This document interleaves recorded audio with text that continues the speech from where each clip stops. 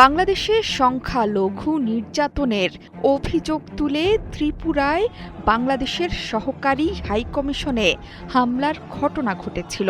এবার কলকাতায় বাংলাদেশ উপদূতাবাসের সামনে বিক্ষোভ হয়েছে, দেয়া হয়েছে নানা ধরনের হুঁশিয়ারি এবং হুমকি।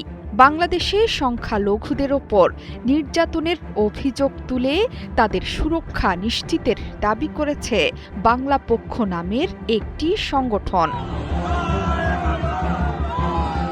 শনিবার স্থানীয় সময় বিকেল ৪টায় কলকাতার বেগ বাগান ও পার্ক সার্কাস ৭ রাস্তার মোড়ে জড়ো হন সংগঠনের শতাধিক নেতাকর্মী।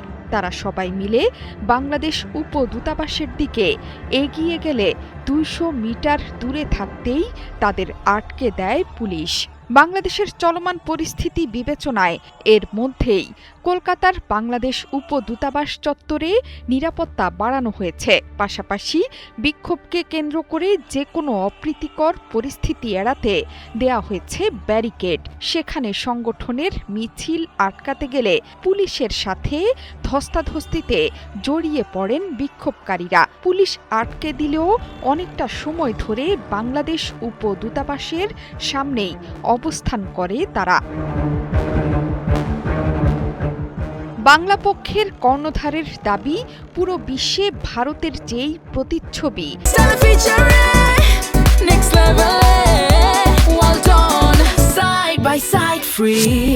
সেটা নষ্ট করতে চায় না তাদের সংগঠন।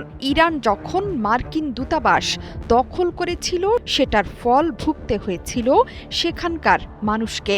বাংলাদেশে ভারতীয় হাইকমিশন ঘিরে যে বিক্ষোভ হয়েছে তার নিন্দা জানানো হয়েছে। তাদের দাবি, যদিও কলকাতার বাংলাদেশ দূতাবাস ধ্বংস করতে আসেননি তারা। ঢাকায় ভারতীয় দূতাবাসটি জেনেভা কনভেনশন অনুযায়ী তাদের নিজস্ব স্থানে অবস্থিত। ওখানে কোনো হামলা হলে এর জবাব দেয়ার হুঁশিয়ারি দিয়েছেন সংগঠনের কর্ণধার গর্গ চ্যাটার্জি। এছাড়া বাংলাদেশের সংখ্যালঘুদের ওপর নির্যাতনের ঘটনা বিশ্বের সামনে তুলে ধরারও হুমকি দিয়েছেন তিনি।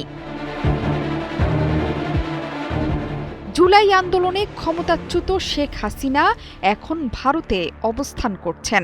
তার এই আশ্রয়কে কেন্দ্র করে দুই দেশের মধ্যকার সম্পর্ক ১ বছরের বেশি সময় ধরে উত্তপ্ত। এমনকি দেশটিতে অবস্থান নিয়েছেন আওয়ামী লীগের বহু শীর্ষ নেতা। সম্প্রতি ইনকিলাব মঞ্চের মুখপাত্র ওসমান হাদির হত্যাকাণ্ডের সাথে জড়িতরা ভারতে পালিয়ে গেছেন বলে দাবি করছেন অনেকেই। এমনকি হাদি নিজেও ছিলেন ভারতের কঠোর সমালোচক। হাদির মৃত্যুর পর উত্তাল হয়ে ওঠে পুরো বাংলাদেশ। শোক সহিংসতার দাবানল ছড়িয়ে পড়ে চারদিকে। এই ঘটনায় উদ্বেগ প্রকাশ করে ভারতও। সবকিছু মিলিয়ে ভারত বাংলাদেশ সম্পর্ক আবারও তলানিতে গিয়ে ঠেকেছে। দুই দেশেই একে অন্যের কূটনৈতিক স্থাপনার সামনে বিক্ষোভ অবস্থান নিয়মিত ঘটনা। জোহরা চৌধুরী সেতু, ৭১।